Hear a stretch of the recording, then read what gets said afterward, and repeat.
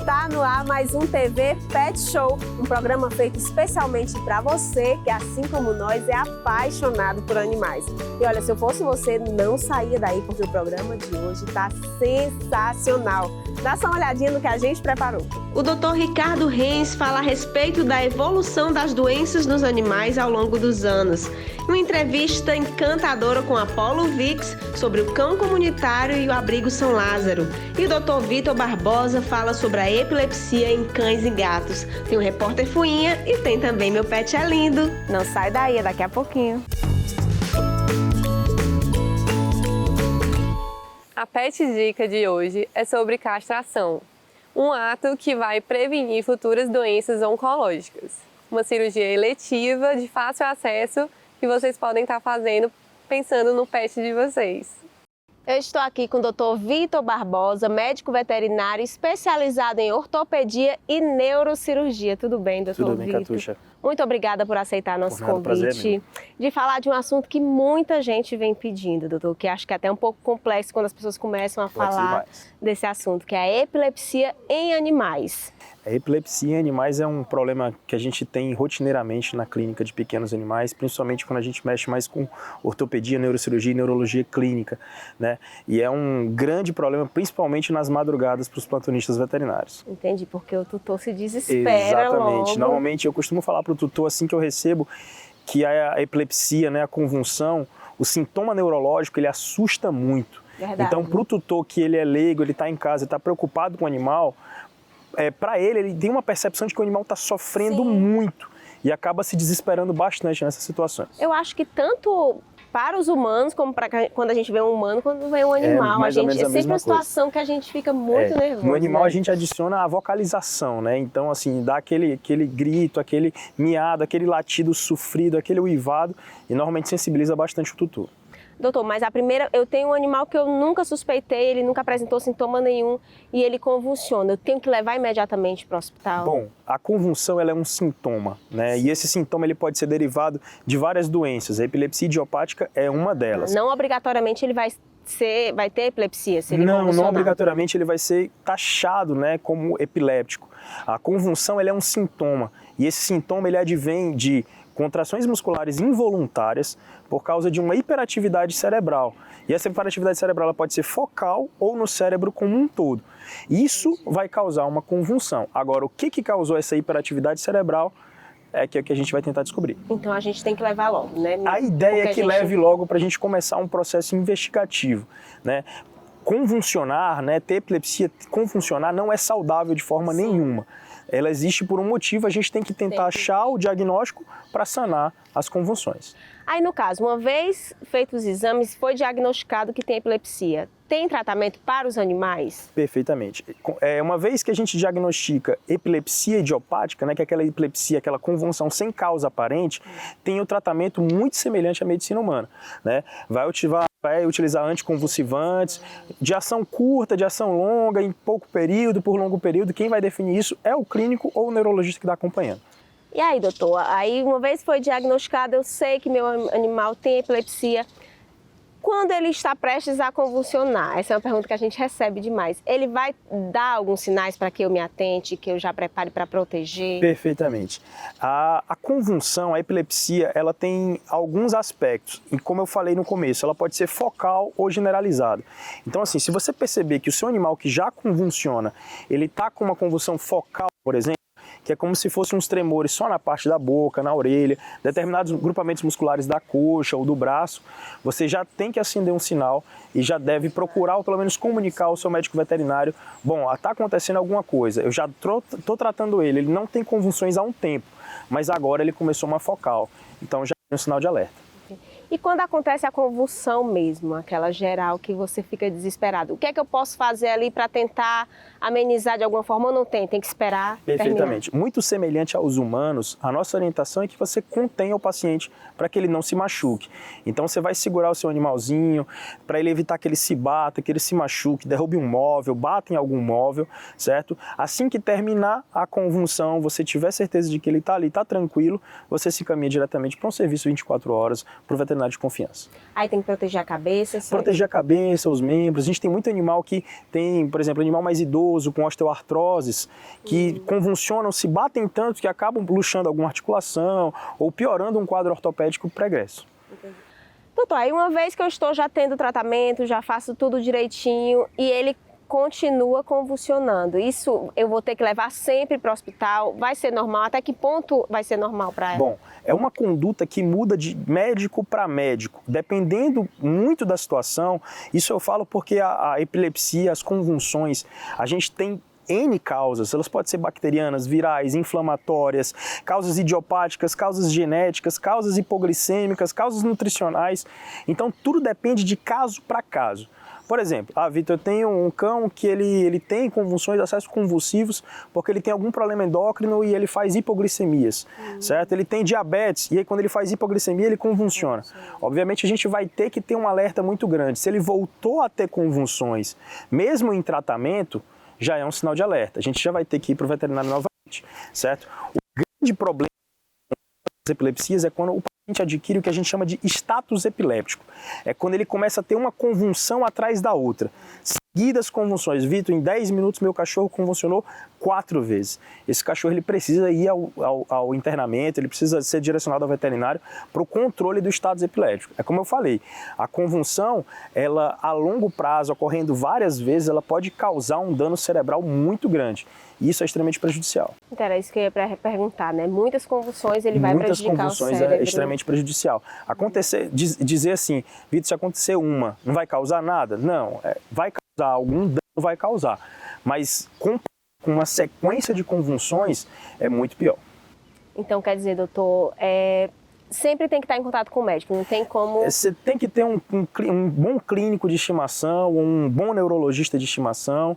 O grande foco da epilepsia, da convulsão, é você dar um diagnóstico. Vou dizer uma informação aqui. Recentemente, eu atendi um paciente epiléptico, né, que estava tendo acessos convulsivos, que o diagnóstico dele foi doença do carrapato. Então ele estava tendo convulsões por doença do carrapato. Então a gente tratou essa doença e o paciente nunca mais teve uma convulsão.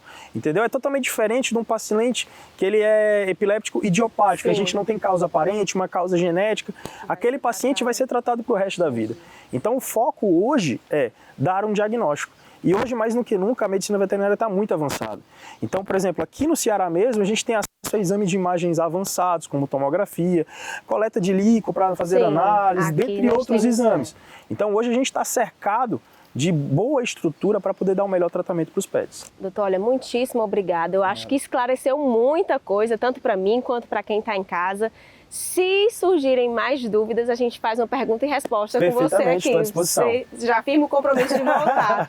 Tudo certo. Deixe suas redes sociais, doutor, para quem quiser acompanhar seu trabalho. Bom, nas redes sociais é @VictorBPereira, né? Eu atendo na Guararapes Vet Center. Qualquer dúvida é só entrar em contato com a gente, que vai ser um prazer atender vocês. Doutor, mais uma vez, muito obrigada. Por nada. A minha pet dica é, para você que tem um cão epiléptico ou que apresenta sintomas convulsivantes, procure o seu médico veterinário. O diagnóstico é o melhor para a saúde do seu pet.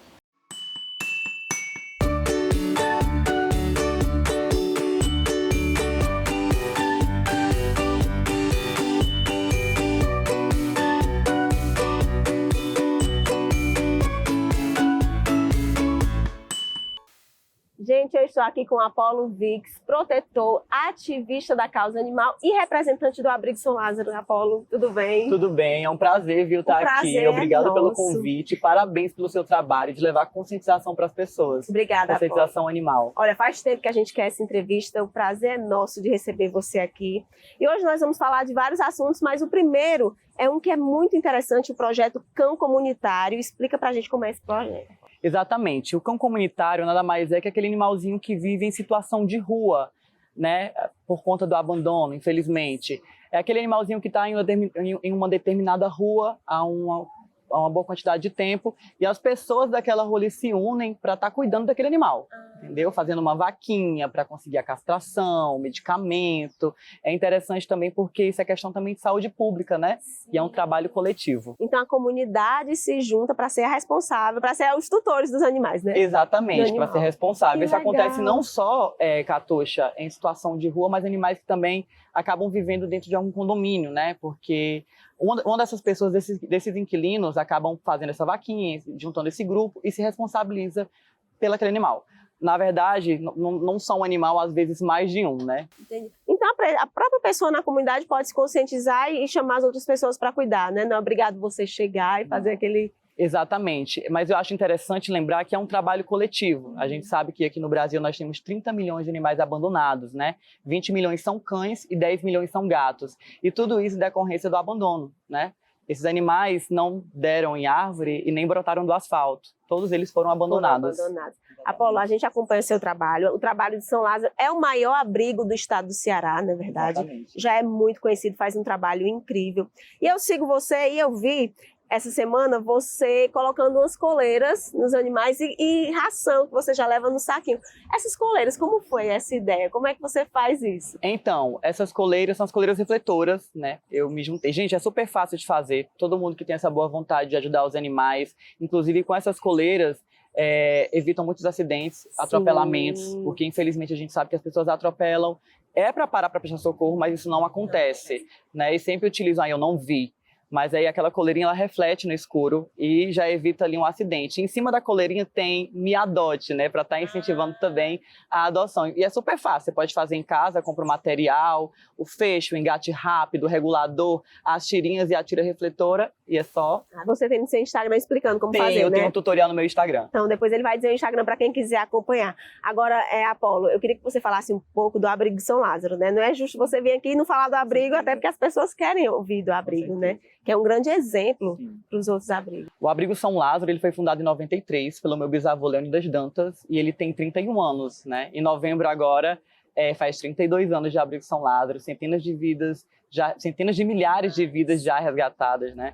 E foi fundado pela minha mãe, continuou fundado pela minha mãe, Rosane Dantas, né? Que maravilhosa. A Rosane é um exemplo de pessoa. Com certeza. Pioneira na causa animal, né? Tem um coração enorme. E hoje nós contamos com 1.280 animais abrigados, todos resgatados em situação de rua ou vítimas de maus tratos.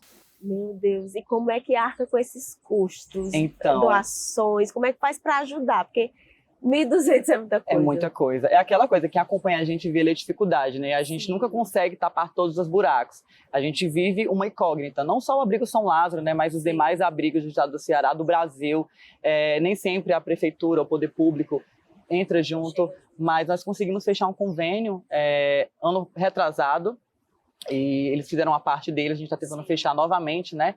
Mas a gente vive mesmo de doações, né? Dos simpatizantes, das pessoas que gostam, dos protetores que ajudam financeiramente, doando ração, material de limpeza, bazar também com roupas, calçados, livros, objetos decorativos. E a gente vai arrecadando esses valores para estar quitando as dívidas da ONG, que é ração, clínica veterinária.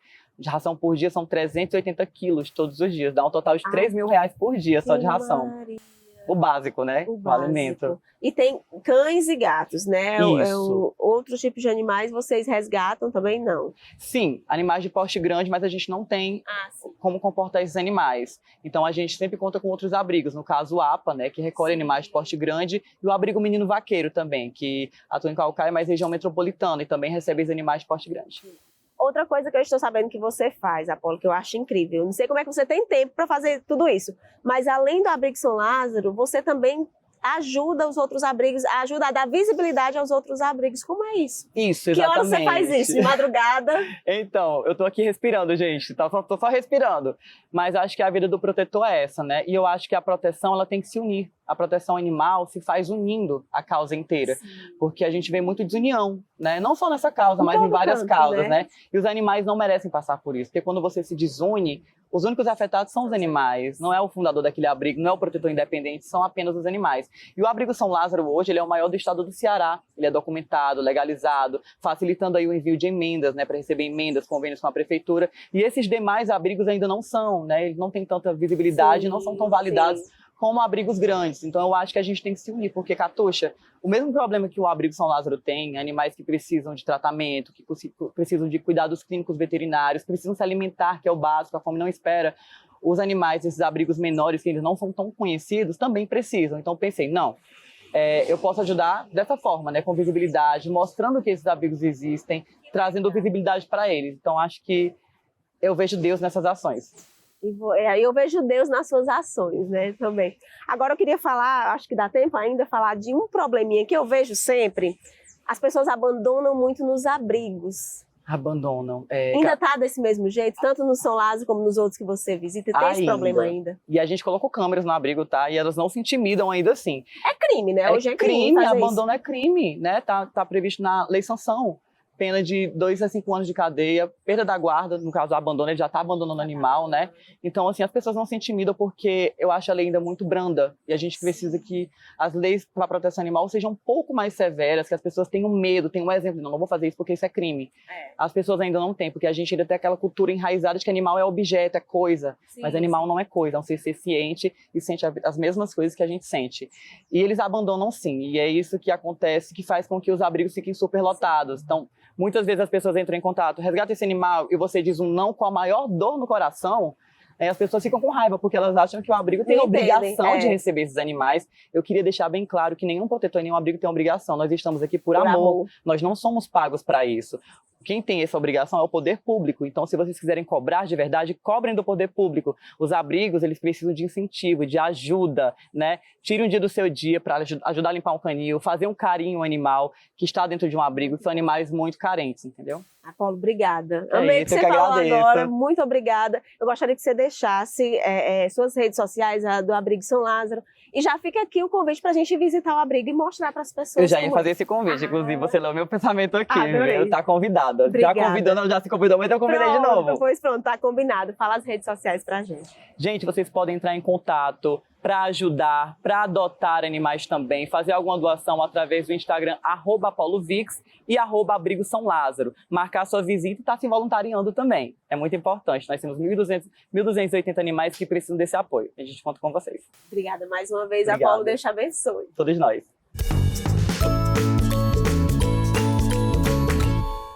A minha pet dica é: alimente um animal em situação de rua. Talvez seja a primeira refeição dele em semanas.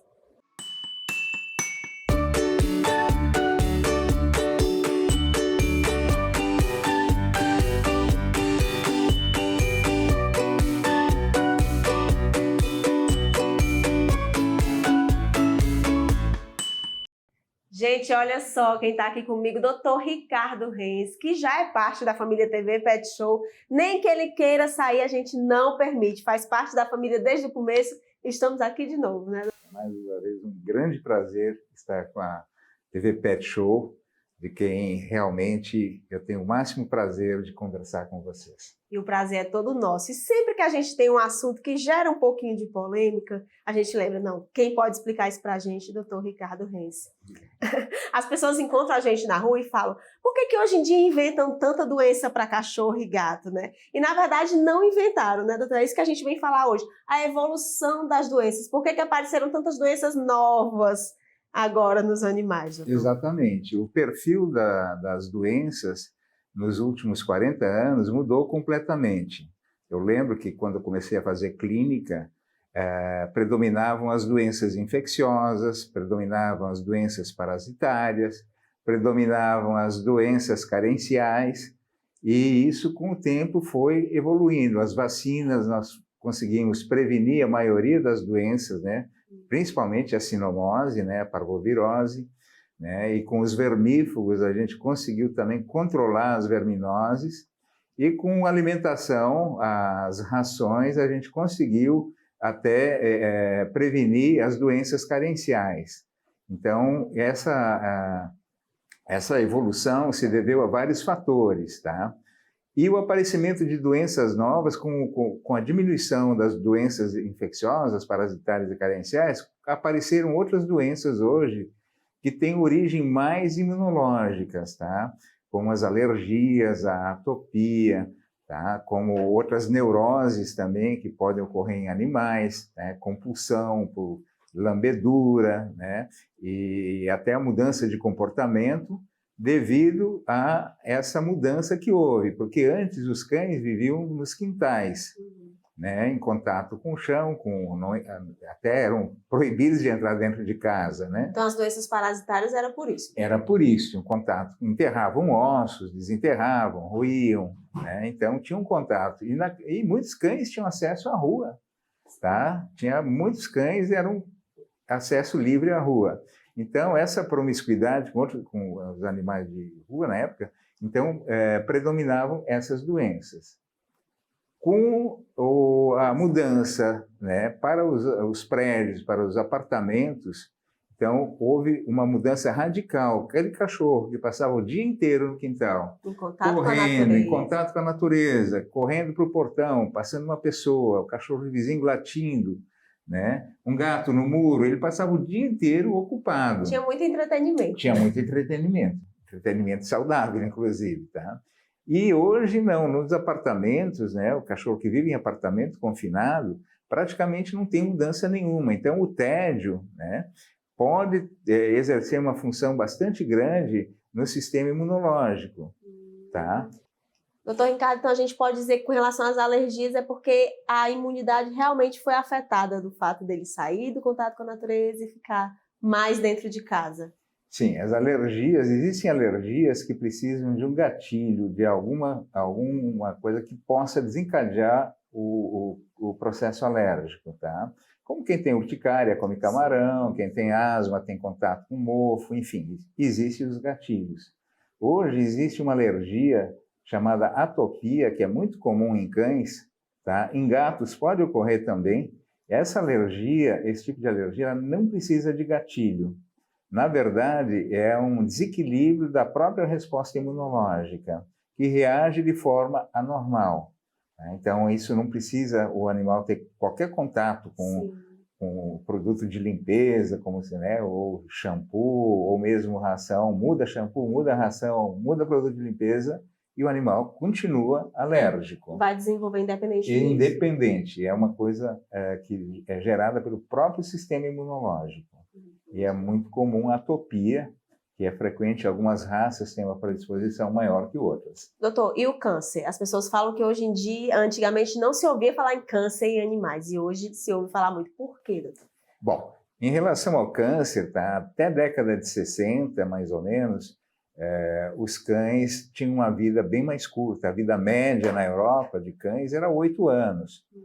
Com o advento das rações, que melhorou muito a nutrição dos animais, e até os cuidados veterinários hoje, que são, né, que evoluíram muito também, tá? Então, a longevidade foi aumentando, porque o câncer é uma doença degenerativa. Quanto mais idade, maior a incidência, tá? Então, o cachorro que vivia até 8 anos, dificilmente ele ia morrer de câncer.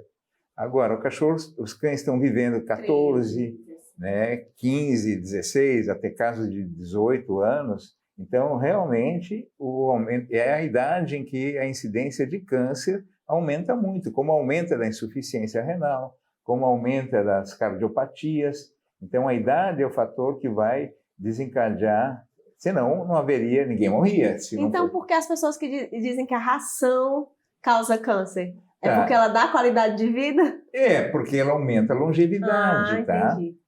Tudo que aumenta a longevidade, até os cuidados, era a mesma coisa assim, não. Os cuidados veterinários hoje causam câncer. Por quê? Porque se o cachorro não tiver cuidado veterinário, ele morre cedo, né? Não é vacinado, morre cedo, ele não vai ter tempo de ter câncer. O câncer é uma doença da idade, aumenta a incidência de acordo proporcionalmente à idade. Doutor, muitíssimo obrigada. Eu ainda estou com muitas dúvidas aqui. Tenho certeza que em casa irão surgir mais, mas o Hélio já está fazendo assim, que o nosso tempo acabou. Mas eu gostaria de agradecer ao senhor por mais uma oportunidade de ter essa aula. E gostaria de dizer que quem quiser ver o trabalho do doutor Ricardo é só seguir @São Francisco Clínica Veterinária no Instagram. Ou então Ricardo Rentz. Ai, o doutor Ricardo agora está mexendo no Instagram, Instagram. Estou adorando, eu sou aprendendo. seguidora. Ricardo Rentz, adorei, doutor. Eu é que agradeço mais uma vez a oportunidade de estar com a TV Pet Show, esse programa maravilhoso, do qual eu tenho muito orgulho de fazer parte Então, mais uma vez, muito obrigado. Nós que agradecemos.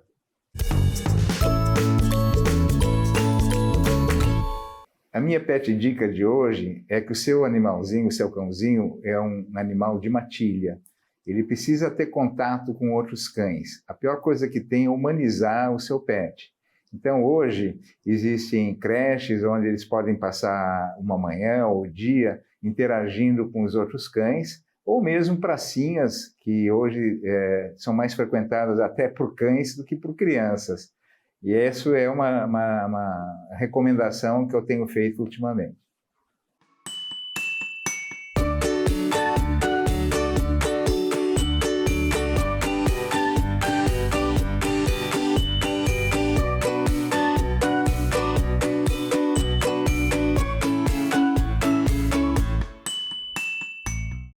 Qual será a novidade de hoje, hein, Fuinha? É com você.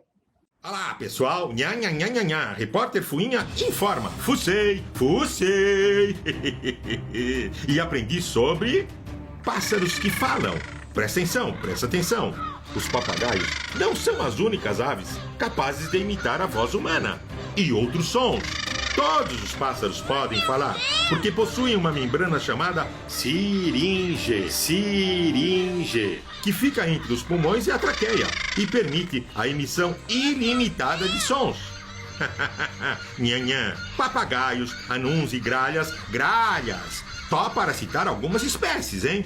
São muito sociais, vivem em bandos, costumam à noite se reunir e, pelo canto, trocar informações sobre alimentos ou alertar sobre a proximidade de predadores! Quando, porém, essas aves são postas em cativeiro... Meu Deus, não coloquem animais em cativeiro! Deus do céu, parem com isso! Não coloquem animais em cativeiro! Ora, quando, porém, as aves são postas em cativeiro, sua comunicação é interrompida, o que as deixa profundamente frustradas. Consulte sempre um veterinário e lembre, animais pintam o mundo melhor. Repórter Fuinha informou. E aí, gostaram do programa? Eu avisei que estava sensacional. É uma pena que está acabando, mas não sai daí porque dá tempo ainda de deixar aquele recadinho básico. Você quer rever uma matéria ou tem uma sugestão? Entre em contato com a gente através das nossas redes sociais. Tem Casão Pet, que é a coisa mais fofa do mundo. Faz uma foto com ele e manda aqui para o nosso WhatsApp. Chegou agora, perdeu o TV Pet Show aqui na TV? Dá uma olhadinha no nosso canal no YouTube, @TV Pet Show. Tem todas as matérias lá para você. Aproveita e se inscreve e ativa o sininho que é para dar aquele apoio. Ou então posiciona a câmera do seu celular no nosso QR Code e vai direto para lá. E agora nós temos uma novidade. Estamos também agora no Spotify. Então aproveita e já segue a gente. Eu vou ficando por aqui. Um beijo. Até semana que vem. E lembrem-se, animais pintam o mundo melhor.